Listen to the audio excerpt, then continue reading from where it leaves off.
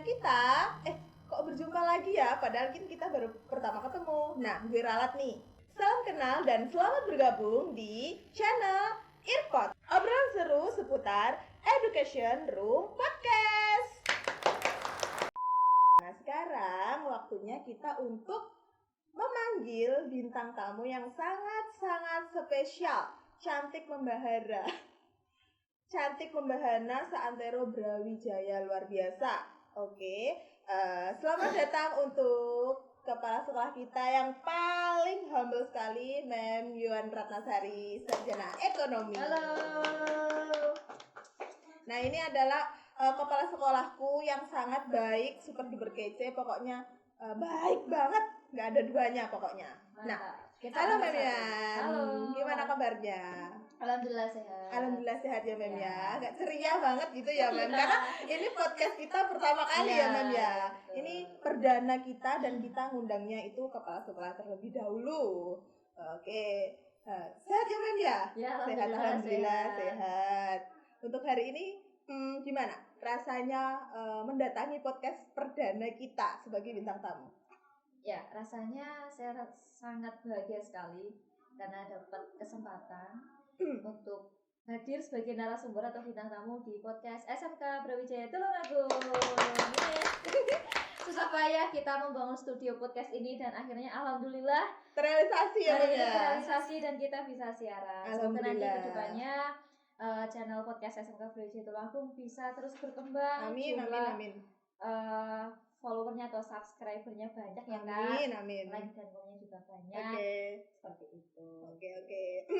Nah, ngobrolin soal SMK Brawijaya nih. Ya. Kita kan ngajar di sini dan saya juga baru di sini. Nah, itu bagaimana sih awal mulanya berdirinya Brawijaya itu bagaimana? Nah, saat kita bicara awal mula berdirinya SMK Brawijaya Tulungagung ini, itu pastinya sangat panjang perjuangannya Kak. Panjang sekali ya. Ya, panjang sekali. Jadi kita asal teman-teman tahu ya, SMK Brawijaya itu berdiri tahun 2017. Oh, baru 2017 tapi Ya. sekolahnya sudah luar semewah ini biasa, ya. sudah, Oke. Membahana, cetar membahana, manjalita, syalala. Ulala ya. Ulala. Nah, kita berdiri tahun 2017. Oke. Dengan nomor pokok sekolah nasional atau NPSN 699688603. Oke. Jadi kalau misalkan kalian para orang tua kelas 9 SMP atau MTS Kak pengen tahu seperti apa sih informasi tentang sekolah SMK kita ini, itu mereka bisa tinggal searching aja di Google dengan keyword atau kata kunci SMK Brawijaya Tulungagung. Pasti semuanya ketemu ya itu sosial media seperti Instagram, TikTok dan sebagainya. Kalau misalkan pengen cari informasi di website ada. Kalau misalkan pengen cari informasi kita di situs Kemendikbudristek juga ada. Oke. Kemudian bangunan awal berdirinya SMK ini bangunan yang mana? Kan ini gedungnya juga sudah tinggi-tinggi ya, sebelah timur sama barat ini sudah tinggi-tinggi. Itu yang paling utama. Awal mula kita berdiri ya Kak, ini yang pertama gedung yang berdiri adalah yang di sebelah barat. Oh, barat. Tepatnya di Laboratorium Keperawatan, kemudian sebelahnya Lab Farmasi, Laboratorium Farmasi. Kantor utama yang kita fungsikan sebagai ruang podcast ini. Oke. Kemudian ada ruang guru. Hanya itu aja. Berarti cuma beberapa petak itu ya? Iya. Kemudian dari sekian perjalanan kita itu, kita waktu itu angkatan pertama Kak. Ini bagi teman-teman yang tahu, kita mendapatkan 2 rombel atau 2 kelas. Oh, sudah banyak ya? Iya. Satu rombelnya berisi berapa anak itu? Kita kan 2 jurusan Kak ya. Iya. Keperawatan sama farmasi. Kita basicnya kesehatan. Saat itu 2017 kita siswanya total 53 Kak. Oh, 53. Iya, Itu sudah 2 rombel. 2 rombel. Seingat saya insya Allah kalau tidak salah yang keperawatan 25 anak, yang farmasi 28 anak. Oke.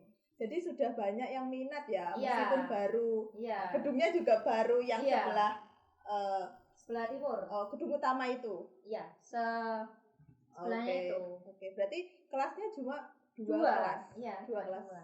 Kalau sekarang sudah dialih fungsikan ya kelasnya ya. Iya.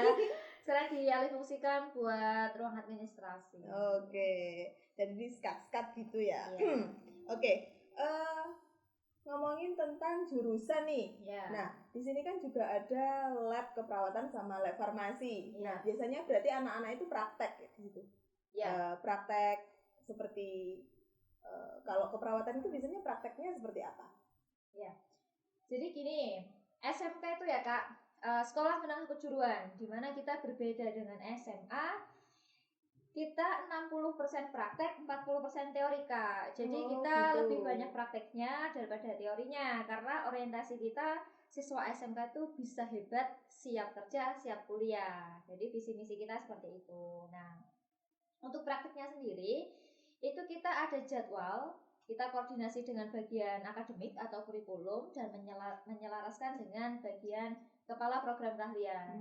Jadi kalau setahu saya ya, kalau yang keperawatan itu praktek tata cara memandikan pasien seperti itu gitu. Ya. Kalau farmasi mungkin yang saya tahu ya, nanti mohon maaf diralat untuk teman-teman yang dari keperawatan maupun yang farmasi. Selain dari farmasi itu biasanya pembuatan bedak dingin seperti itu, obat-obat seperti itu ya. Kalau perawatan itu biasanya juga sontek nyuntik itu ya. Ya, cuman kalau untuk siswa SMK masih belum mengarah ke kompetensi itu, jadi hal-hal yang dasar saja. Oke, seperti cek gula darah seperti ya, itu ya. Cek tekanan darah, Mungkin kalau saya jadi anak keperawatan saya sudah kabur, saya nggak suka disuntik. Saya juga nggak pantas jadi anak keperawatan. Ya, sama sebetulnya. Sama ya kita ya. Sama Kak. Karena basicnya nggak ada yang kesehatan ya kita. Ya. Apalagi Kak Ervina ini dari Sendra Tasik ya Kak. Oh iya, Sendra Tasik mana suaranya?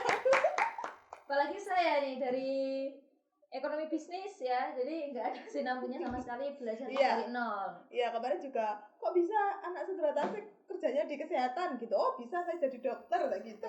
Dokter anak-anak nakal tapi gitu. Anak-anak yang bolos. Benar.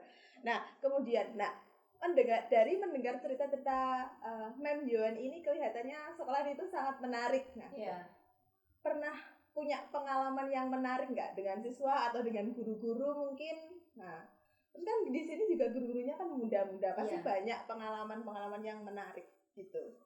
Pengalaman menarik kalau untuk siswa tentunya banyak sekali ya, apalagi di awal mula berdiri sampai dengan hari ini. Terutama untuk anak-anak saya, anak didik saya itu kan mayoritas putri ya Kak. Jadi kita pikir wah ini mayoritas putri pasti caranya merawat dan membimbing pasti enak daripada siswa yang kebanyakan putra, tapi ternyata sama saja. Sama-sama sulit. Sama-sama sulit, bahkan lebih sulit daripada siswa putra. Apalagi kita pengawasannya harus ekstra ketat. Seperti itu, apalagi sekarang era pergaulan juga semakin seperti luas dan tidak ada batasnya. Iya, tidak terkontrol. Apalagi kita sebagai orang tua kedua harus ekstra ini.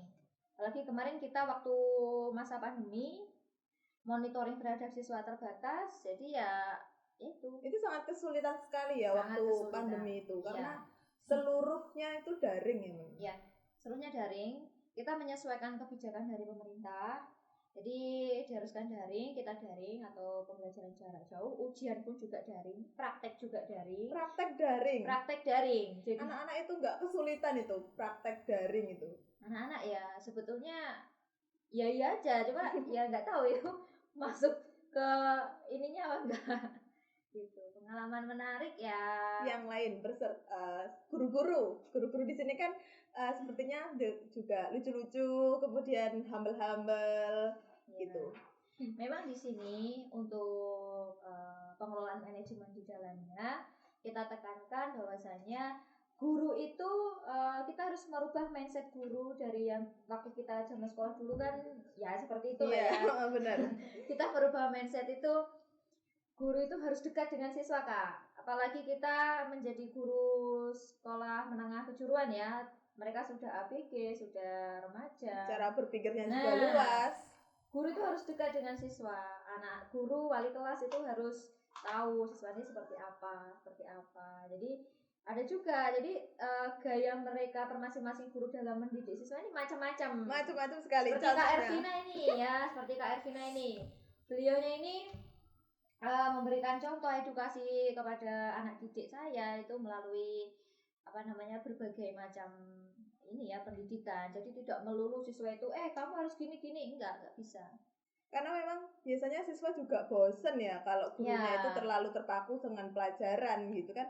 Siswa kan jadi bosen. Iya. Apalagi siswa zaman sekarang itu kalau di dalam kelas itu juga bosen. Jadi pengalaman menariknya kadang itu guru itu kita tuntut kreatif, Kak.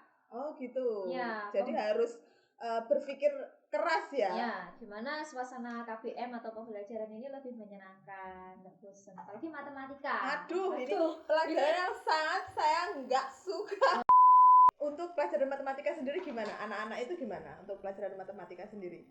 Pelajaran matematika. Nah, matematika ini kan dari... kayaknya sangat sulit sekali. Iya, apalagi matematika menjadi momok utama ya, Kak ya. Jadi, biasanya kita tuntut guru matematika itu harus inovatif. Pembelajaran gak hanya di kelas. Seperti kemarin, anak-anak didik saya dibawa ke lapangan untuk belajar tentang bangun-bangun itu persegi panjang dan sebagainya, menggunakan alat peraga sederhana dan sebagainya. Seperti itu sih. Biar fresh ya dibawa keluar kelas. Kalau di dalam kelas kan suntuk gitu. Apalagi biasanya kan guru matematika agak gitu. Kan gitu. Nah, kemudian kalau pengalaman-pengalaman lucu atau haru dari guru-guru sendiri itu apa? Pengalaman lucu dan haru itu pada saat ini, Kak, penerimaan peserta didik baru, PPDB. Oh, PPDB. Ya, kalau nggak salah di tahun berapa ya? 2017-18 lah. Berarti awal-awal dulu ya? Ya, itu teman-teman tuh kita tugaskan untuk pencarian siswa baru, sosialisasi gitulah ke SMP atau MTS di Kecamatan Pucang Laban, Kecamatan Sendang, sama Pagurwojo. Oh, yang atas-atas sana ya. Ini sampai sana ya kalau nyari murid ya? Iya, ini ketiganya pegunungan semua. Nice, pegunungan. Iya, jadi berangkat itu dulu naik sepeda motor. Masih motoran ya dulu? Iya, baju rapi, sepatu klimis, pantofel, pulang sudah berlumpur semuanya. Berlumpur semuanya, berendut ya Kak ya? Iya, itulah perjuangan-perjuangan, tapi itulah yang membawa cerita sampai dengan hari ini. Iya, kelihatannya juga sangat seru sekali. Kalau di sini kan, kalau sekarang kan, kalau cari murid kan sudah gampang, ada yang Instagram dan itu kan sudah marak itu, jadi anak-anak bisa langsung lihat Instagram kita. Jangan lupa ya Instagramnya nanti di tag sini ya, Pak Editor. Oke, nah ngomongin jurusan kesehatan nih, kenapa kok sekolah SMK Brawijaya ini tuh menjurusnya itu di kesehatan? Kenapa kok enggak di kecantikan atau di listrik atau apa? Nah gitu, kenapa kok kita fokusnya ke kesehatan? Oke. Jadi gini Kak, kenapa kok kita fokusnya ke jurusan kesehatan? Karena jauh sebelum itu kami dan juga yayasan tentunya yang berperan dalam ini kan yayasan ya tentunya itu sudah berpikir jauh ke depan. Kenapa kita memilih kesehatan? Karena bidang kesehatan itu tidak akan pernah ada matinya teman-teman. Jadi sampai kapanpun tenaga kesehatan, dunia kesehatan itu akan dibutuhkan dan juga diperhatikan kesejahteraannya oleh pemerintah maupun pihak-pihak yang lain seperti itu. Apalagi sekarang di masa pandemi COVID yang bikin kita bangga Kak. Jadi buat teman-teman yang pengen tahu anak didik kita itu yang kalau nggak salah alumni yang pertama banyak yang menjadi relawan COVID di rumah sakit. Keren. Iya. Itu rumah sakitnya di mana ya? Di area Tulungagung. Oh, dia tersebar gitu ya. Iya. Oke, keren sekali. Nah, ngomongin jadi relawan COVID nih. Nah, itu kan berarti mempunyai daya saing tersendiri terhadap sekolah-sekolah lain. Itu berarti keunggulan kita itu apa aja? Keunggulan kita dibanding lulusan dari sekolah lain gitu ya. Jadi gini Kak, kita yang membedakan kita dengan sekolah yang lain itu SMK Brawijaya Tulungagung menerapkan pendidikan karakter ketarunaan. Oh, itu. Iya. Ketarunaan. Jadi kita semi militer teman-teman. Kalau sekolah yang lain itu masuk sekolah jam 7 langsung ke kelas. Kalau kita beda. Kita jam 6.45 anak didik harus berada di sekolah. Kalau hari Senin melaksanakan upacara bendera, kalau hari Selasa sampai Sabtu melaksanakan apel pagi, Kak. Oh, berarti itu tiap hari ya apel Iya. pagi itu wajib itu ya Iya. seluruh siswa dari kelas 10 Betul, sampai kelas 12. Oke. Kemudian juga banyak peraturan-peraturan yang lain ya, Kak.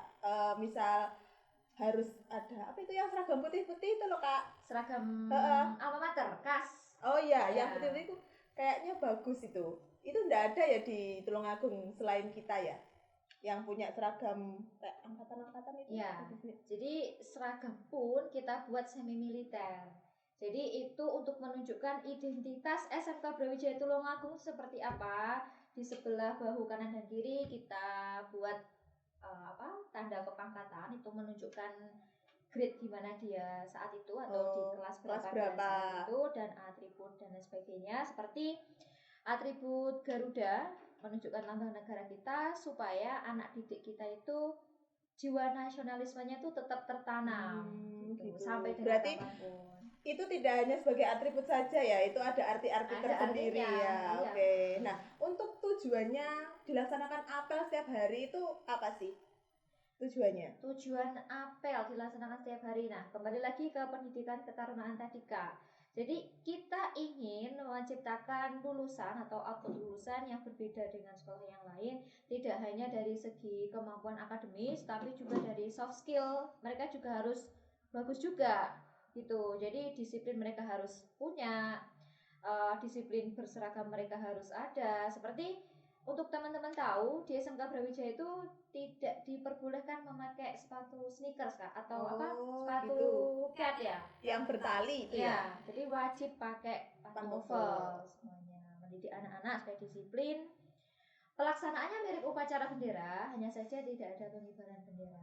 Oh, gitu. Dan anak didik kita itu kita wajibkan untuk hafal di luar kepala pembukaan Undang-Undang Dasar 1945.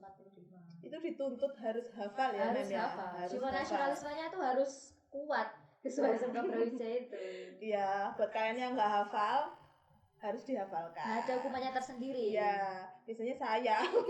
Dan ini tukang nggak boleh telat. Kalau telat nanti atribut kurang 1 kesiswaan sama guru PK. Iya, gitu. Nanti saya ditemani sama bestie aku. Kemudian selain untuk menunjukkan kita ketarunaan, selain apel pagi itu biasanya apa aja? Selain apel pagi, selepas apel kita sholat duha. Oke, berhubung kita kan sebagian besar beragama Muslim ya, jadi kita sholat duha berjamaah. Selepas itu anak-anak masuk kelas. Ada yang namanya apel kelas, Kak. Oh, ada apel kelas. Ya. Tadi apel pagi di lapangan, sekarang ada apel kelas di dalam kelas. Oke. Saya sudah pernah dulu siap dibantu. Ya, gitu pokoknya ya itu. Oleh ketua kelasnya. Oke. Terus juga ada etika cara berbicara ya kepada guru. Ya. Nah, itu harus wajib ada. Itu yang membedakan kita. Jadi nggak boleh siswa itu menghadap guru pegang-pegangan tangan gini, nggak boleh, teman-teman. Udah cepat. Ayo, udah cepet nggak boleh. Jadi kita misalkan gini ya, saya contohkan boleh ya, Kak? Boleh.